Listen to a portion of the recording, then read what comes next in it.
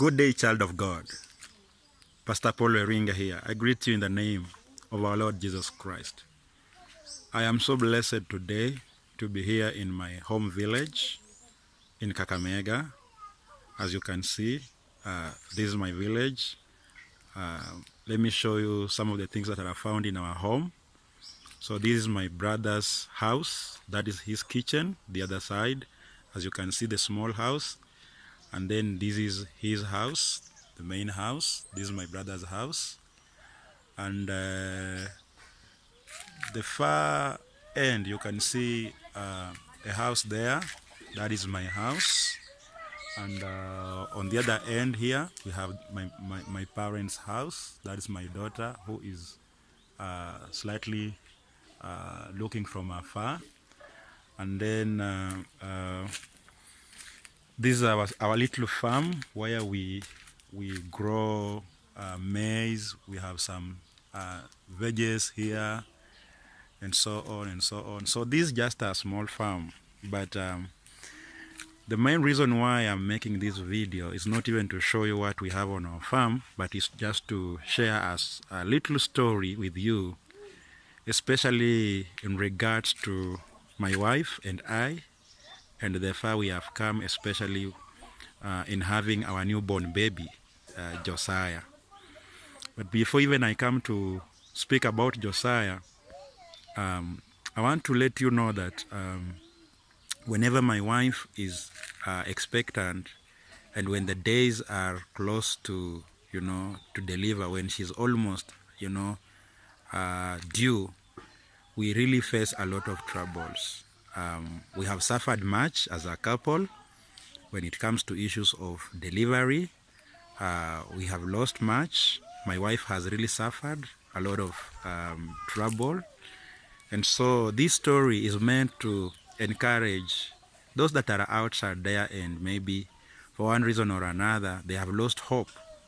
Maybe they do not have a child, or maybe they lost children, because unless we are told, we may not understand truly what people are going through outside there. I am one guy that has really gone through a lot, but today I wouldn't share everything, but I will only share about I and my wife and even our baby. And so the journey of my wife conceiving and having children has not been easy, as I said before. It is a journey that was full of miscarriages, surgeries, and all that. And what really pained us even more is, when my wife was able to carry her pregnancy, for 9 months. And, we were excited about that because before that pregnancy came, she had at least 2 miscarriages, which was a very big trouble and a letdown unto us. And so now when she was able to conceive again and have carry a child for 9 months, we were very excited.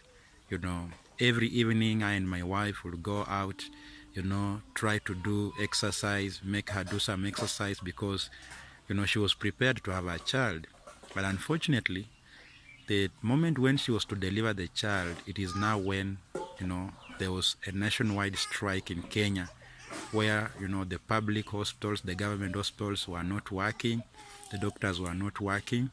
And so we resolved to go for a private hospital, which we thought it would, help us, in regards to, the ability, the economical, financial ability that we were in during that time.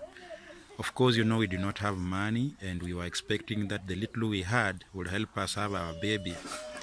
And so this day comes when my wife is, due at night, and, the doctors, the nurses during the night delay to attend to her. And of course, it's something that I had the owner of the hospital, warning the nurses, asking them never to call, him at night if there is any woman that shall want to deliver, that if any nurse tries to do that, she shall be sacked.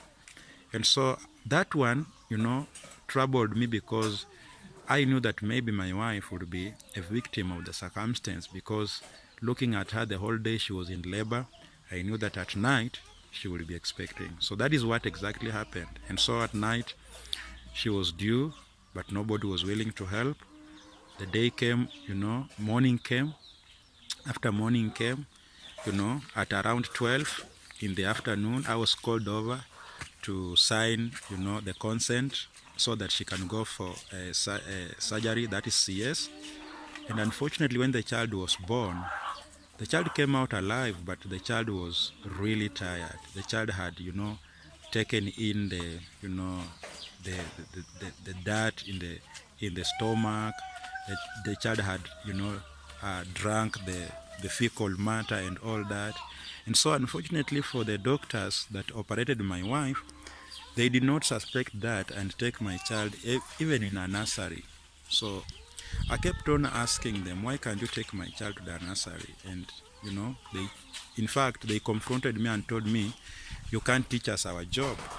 And so I left them to do their job. Sadly enough, my friends and brothers and sisters, after some few hours, we lost the child. And where I am standing right now is where we buried our child. I hope you will see. So this is where we buried our child. As you can see, these are flowers. This is where we buried our baby girl after the negligence of the doctors.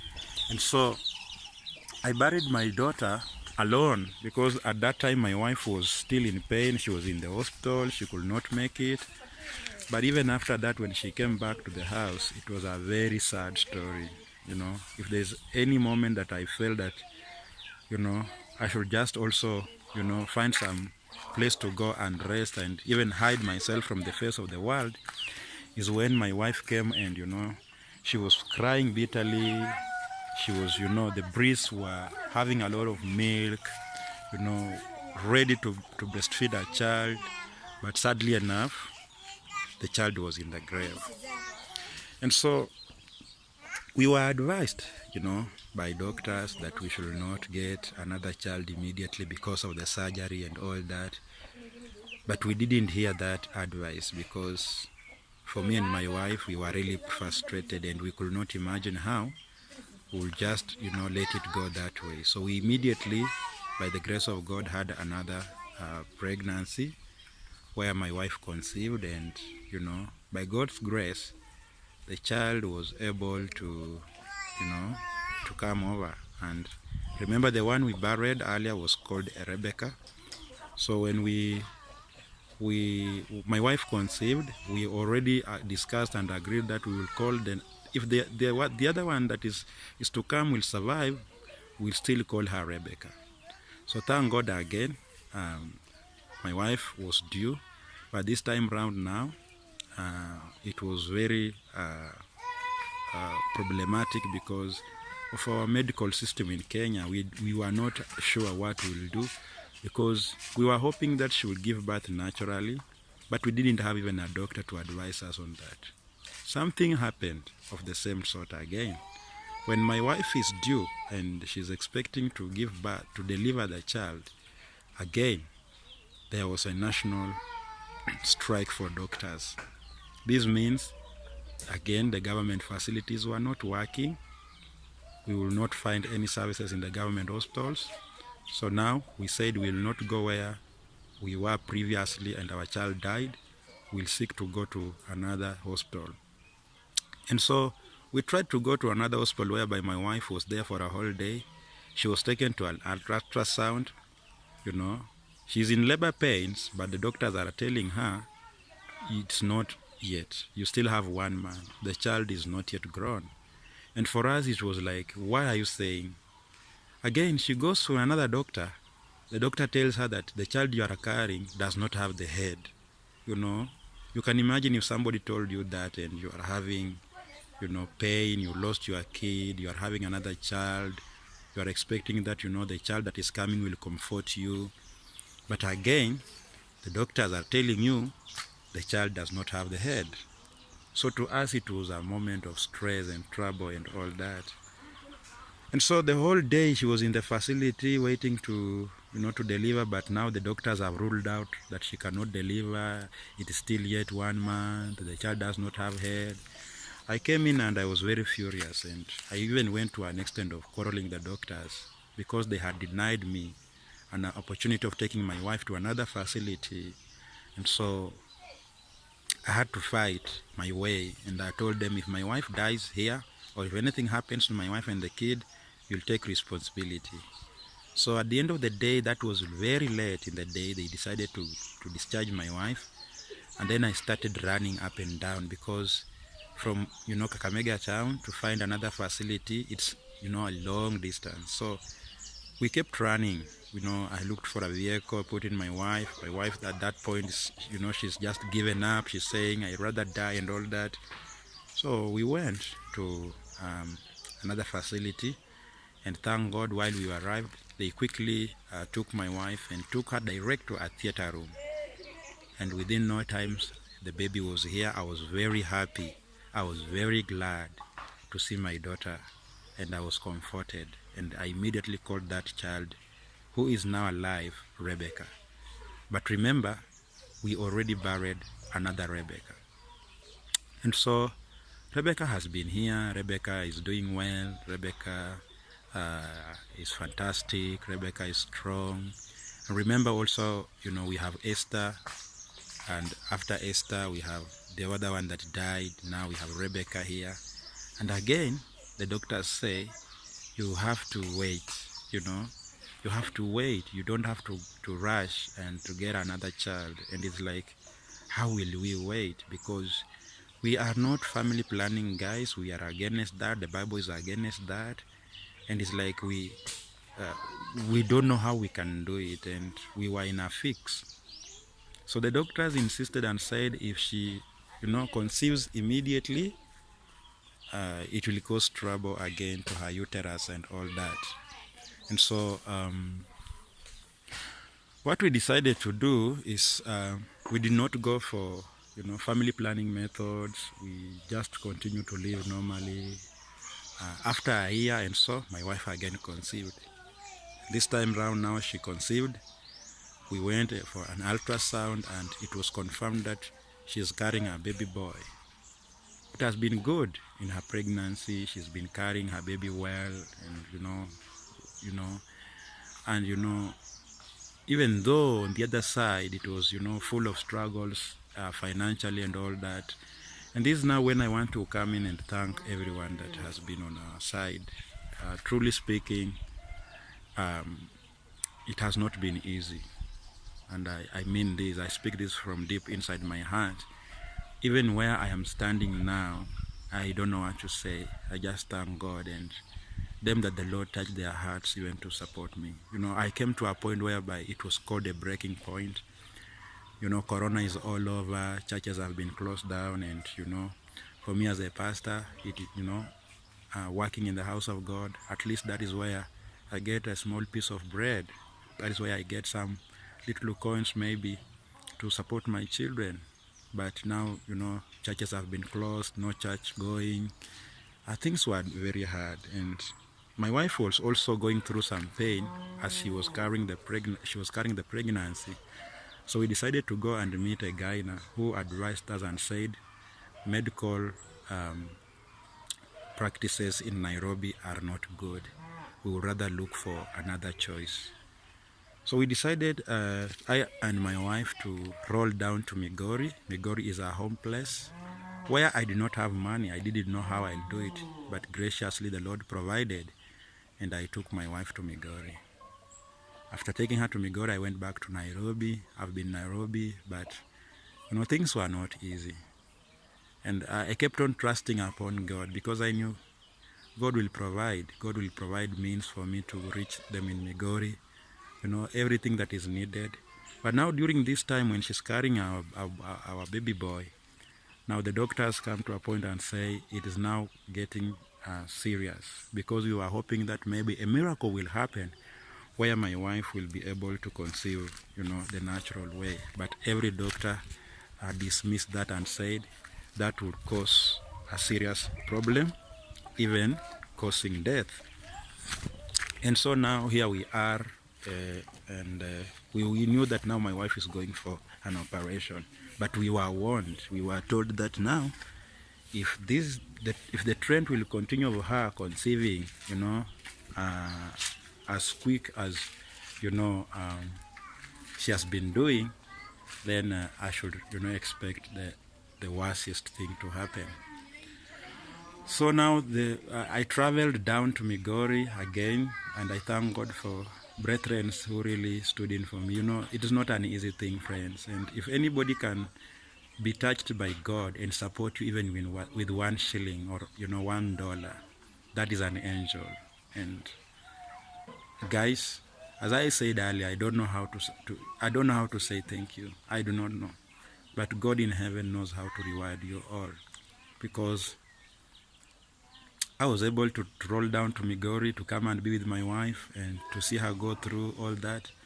And the very day that she was to be operated, to be taken to the theater again, trouble began. Now the trouble was, she's been waiting for a whole day. Other ladies are going for surgery. Her time is not coming. And when we asked, they said her name is not on the list. I was like, what is happening again? So before we were told that her name is not on the list, we were told that she would be operated at night with another doctor, and said it's fine. But now the night came and passed. In the morning, we come over and ask, what's happening? The name is not on the list. Again, I found myself in, a push and pull with the doctors, because they were not willing to give me a discharge to go and find another facility. And my wife at that point, she's feeling, pain. She's not herself.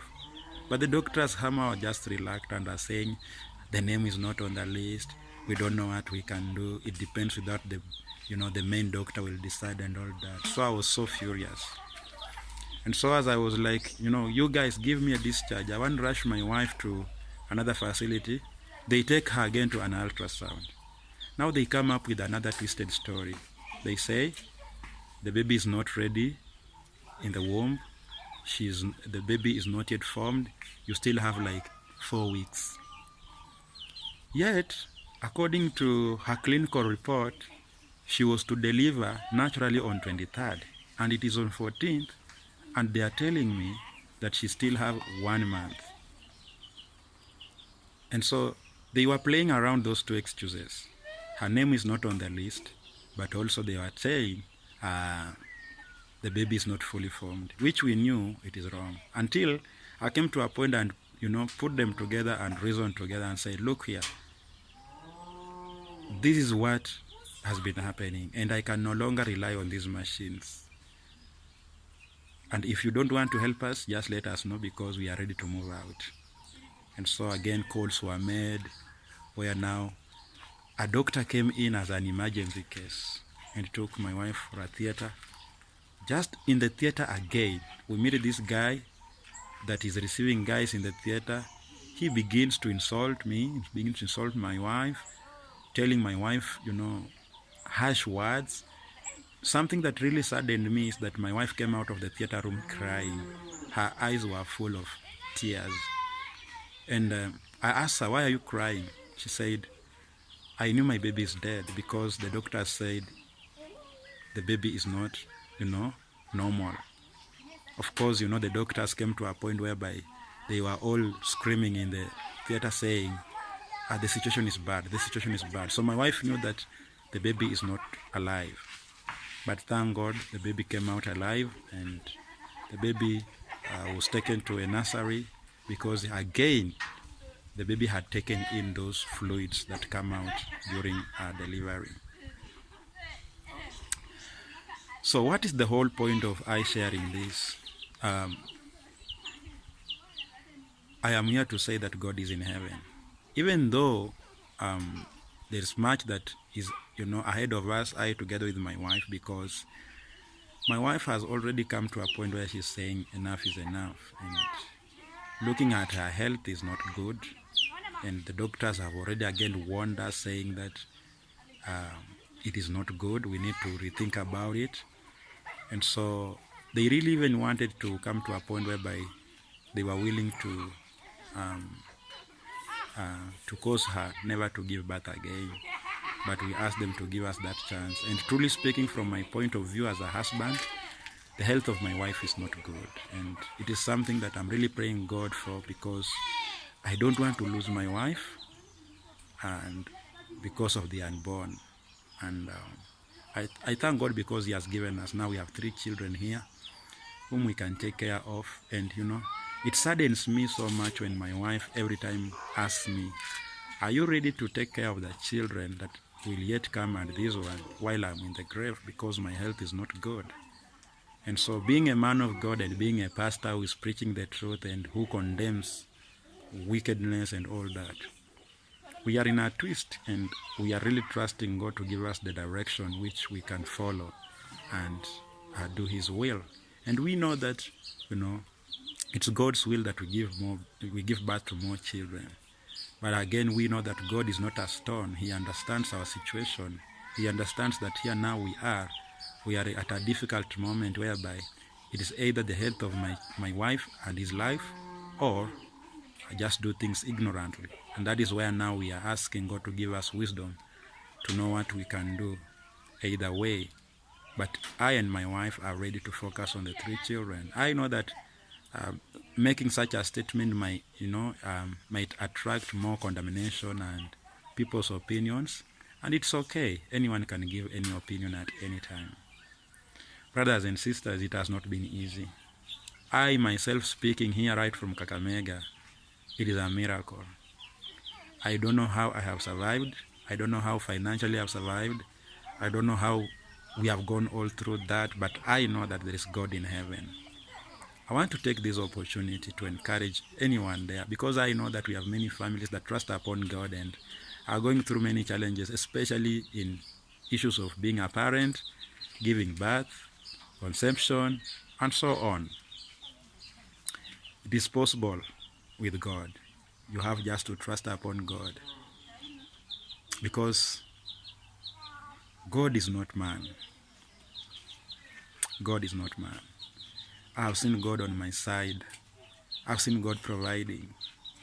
Brothers, you ask me how I made it to this place. It is the hand of God. God has placed His angels, not many angels, just a few brothers and sisters who always remember that there is a pastor called Pastor Paul, and who understand our situation, and they have given themselves just to stand with me and my wife. Mine is one. The God in heaven